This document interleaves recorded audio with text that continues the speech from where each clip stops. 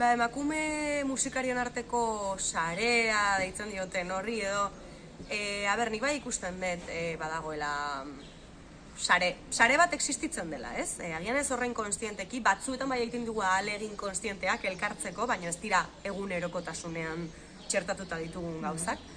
Baina bai ari garela pixkanaka elkartzen, gerturatzen gure artean, ez?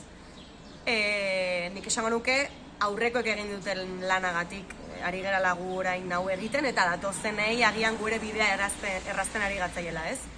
Gatzaizkiela. Baina oraindik ere, inertzia asko daude kontra jartzen gaituztenak. Osea, lehen aipatu dudanagatik industria oso lehiakorra da, oso lehiakorra. Eta nahi gabe konturatzen ez pasera eta ez badiozu atentzio gehiegi jartzen, sortzen ari zaizkizun emozioi eta ukitzen ari zeran joerei edo aktitudei, altzean nahi gabe sartu lehiakortasun oso itxusi batzuetan.